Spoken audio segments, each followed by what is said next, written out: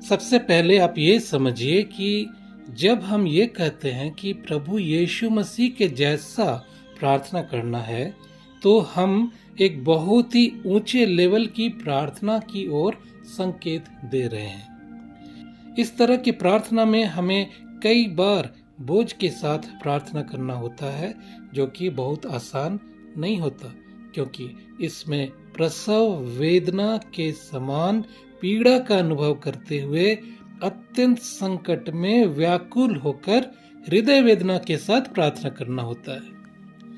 इब्रानियों 5 अध्याय 7 पद में हम प्रभु यीशु मसीह के बारे में पढ़ते हैं कि वह ऊंचे शब्द से पुकार पुकार कर और आंसू बहा बहा कर प्रार्थनाएं और विनती करते थे।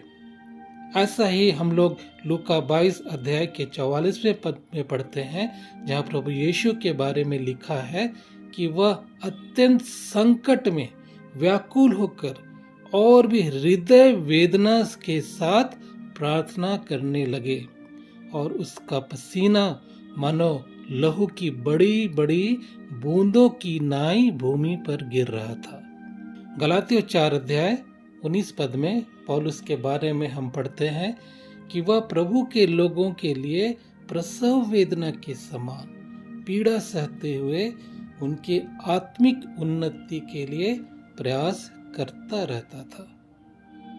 प्रेरितों के काम 12 अध्याय 1 से 17 पद में हम पढ़ते हैं कि जब पतरस को पकड़कर जेल खाने में डाल दिया गया था, तो कलीसिया के लोग लगातार उसके लिए लौ लगाकर प्रार्थना कर रहे थे।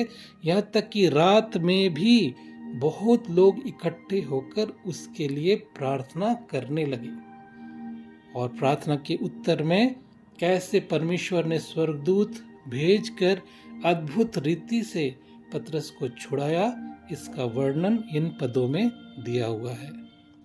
स्पष्ट है कि बोझ के साथ प्रार्थना करना एक विशेष प्रकार के ऊंचे लेवल का प्रार्थना है, जहां हम किसी बात के लिए अत्यंत व्याकुल होकर बहुत ही हृदय वेदना के साथ लौ लगाकर प्रार्थना करते हैं। मेरे प्रियो, जब कभी भी जीवन में कठिन या गंभीर परिस्थितियां उत्पन्न होती हैं, तो इसी तरह का प्रार्थना करने का कोशिश कीजिए। प्रयास कीजिए कि कुछ ऐसे लोग आपको मिल जाएं जो आपकी जरूरत के लिए बोझ के साथ हृदय से प्रार्थना करने के लिए तैयार हों, और फिर आप उनके साथ मिलकर प्रार्थना कीजिए। इस तरह की प्रार्थनाएं निश्चित रूप से परमेश्वर तक पहुंचते हैं।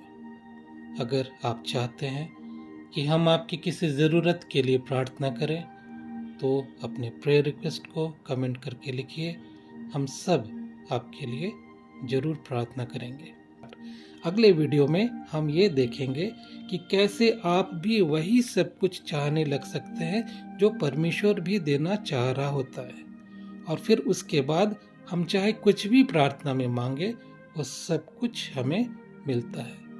तो फिर बने रहिए हमारे साथ। आइए चलते हैं अगले वीडियो में।